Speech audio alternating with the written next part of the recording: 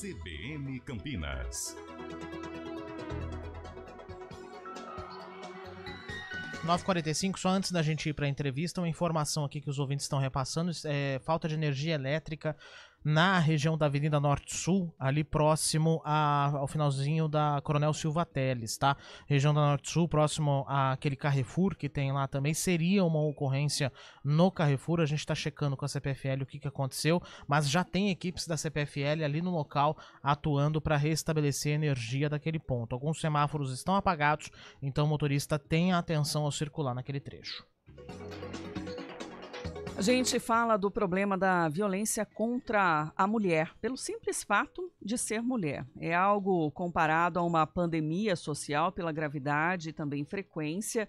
Mais de 48 mil casos registrados no ano de 2022 no mundo. Entre 2022 e 2023, uma mulher foi morta a cada 6 horas aqui no país.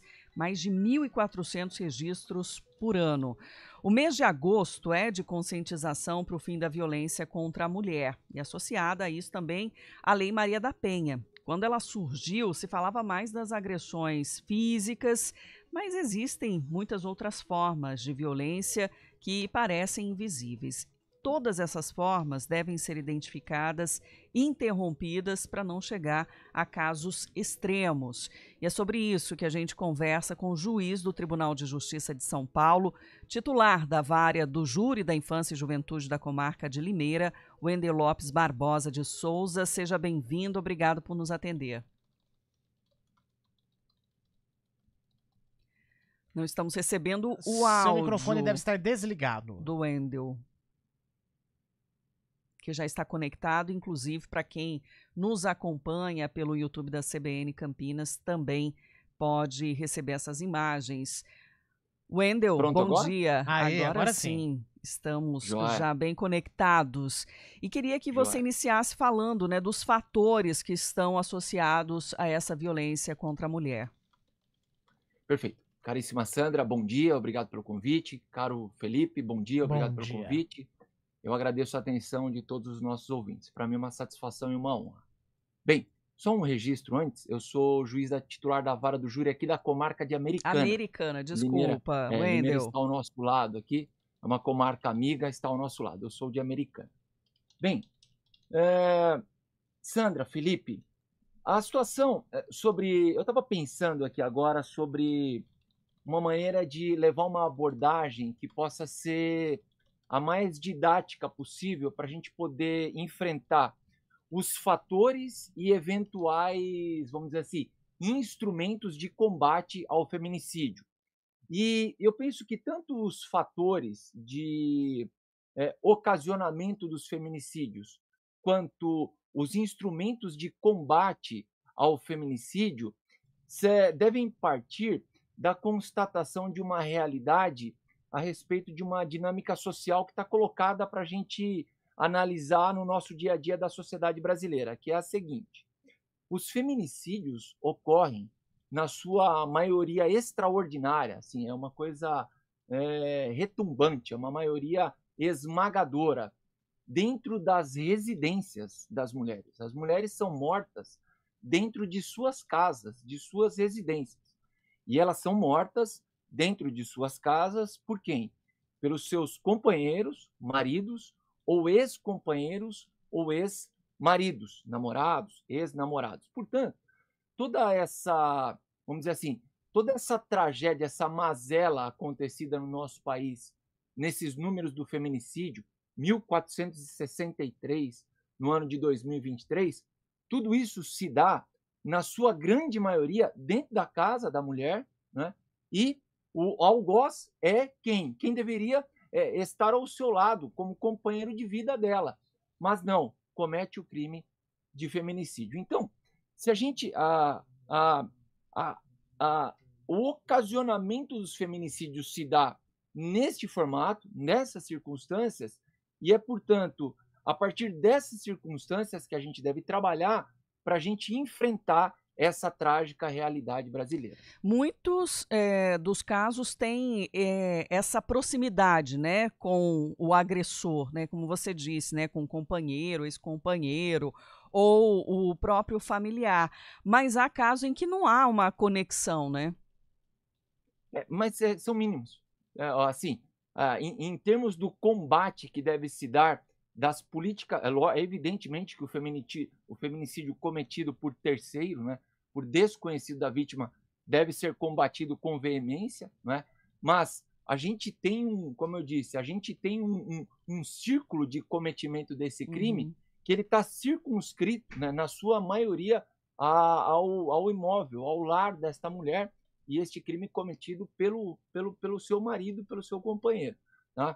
Só para um dado, Sandra, a respeito disso, por que eu estou sendo tão incisivo nessa questão da localidade e do algoz? Eu estava lendo agora mesmo um estudo sobre os feminicídios que foi produzido no Distrito Federal, tá, de 2015 até agora o dia 31 de julho de 2024, e desse estudo, apenas 5% dos feminicídios foram cometidos fora da residência por pessoas estranhas à vítima. 5%. Portanto, nós temos, vamos dizer, uma base de 90% dos casos cometidos por pessoas de relacionamento próximo da vítima. Os feminicídios que nós denominamos, naquela tabela que eu te enviei, feminicídios íntimos. E existem condições em que a lei dá uma punição maior para os casos de feminicídio ou com agravantes, porque a gente sabe que existe a lei para punir, mas existem detalhes do tipo da ocorrência para ser um agravante? Tem sim. Eu mandei para vocês a tipificação do feminicídio. Eu estou com ela na minha tela aqui. O feminicídio, então, para conhecimento de todos, é uma qualificadora do homicídio. Está previsto no artigo 121 do Código Penal. Tá? Então, no artigo 121 do Código Penal, nós temos a figura do homicídio. Dentre as qualificadoras previstas no parágrafo 2º do artigo 121, nós temos uma das qualificadoras que é o feminicídio. E o feminicídio tem a sua pena aumentada em algumas das circunstâncias que eu vou ler aqui agora para os nossos ouvintes. É o parágrafo 7º do artigo 121. A pena do feminicídio é aumentada de 1/3 até a metade. Quais são as circunstâncias? Durante a gestação ou nos 3 meses posteriores ao parto, contra a pessoa maior de 60 anos, com deficiência ou doenças degenerativas, na presença física ou virtual de descendentes. Isso aqui é um problema seríssimo, tá? Os feminicídios cometidos na presença física ou virtual de descendentes da vítima, tá? E em descumprimento das medidas protetivas. Portanto, se havia uma medida protetiva contra o agressor e ele descumpriu essa medida protetiva e acabou cometendo feminicídio, a pena também é aumentada de 1/3 até a metade, Sandra. Existem falhas, Wendel, na proteção das vítimas de violência de gênero? Em que sentido? Da rede de apoio, seja a partir do momento, né, dela ser estimulada a denunciar, mas que garantias ela vai ter dessa proteção, até mesmo em relação a medidas protetivas, que nem sempre são cumpridas. Há casos da mulher em que tem a medida e o agressor ainda se aproxima e às vezes chega às vias de fato realmente da agressão. Sim. Existem casos em que, muito embora a mulher tenha a concessão da medida protetiva em seu favor, ainda assim o crime de feminicídio acaba acontecendo. Seria, vamos dizer assim, seria um pouco injusto da minha parte eu ficar apontando aqui agora em que momentos, né, exatamente houve a falha do sistema de segurança pública para que, mesmo com a concessão da medida protetiva, o feminicídio tivesse acontecido. São situações muito variadas, é algo muito multifatorial, Sandra, que eu não poderia apontar agora aqui de maneira expressa sobre onde é que está essa, vamos dizer assim, esse gargalo, né? Ou seja, concedida a medida protetiva, ainda assim houve o feminicídio. Podem haver vários fatores que eu não teria como citar todos aqui agora, tá bom? Foi lançado um canal de denúncia contra a mulher, na verdade já existente, mas uma ampliação dele, né, que é o 180, para ajudar não só as vítimas, mas qualquer pessoa que perceba também o risco, né? Informando sobre direitos, se aquela situação que a mulher vive é de violência, porque tem isso também, né, doutor Wendel? Às vezes ela está tão inserida ali na violência em si que ela naturaliza em algum momento a situação, né?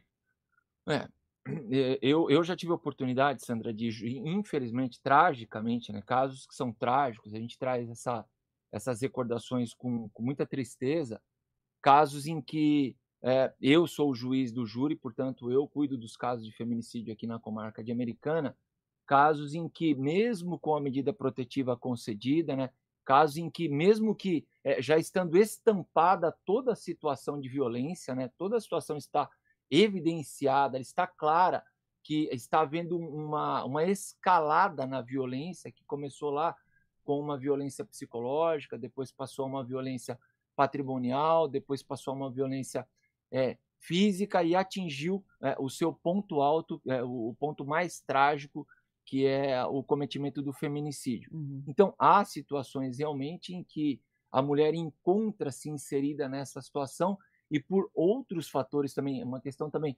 multifatorial, não consegue se desvencilhar daquela situação. Uhum.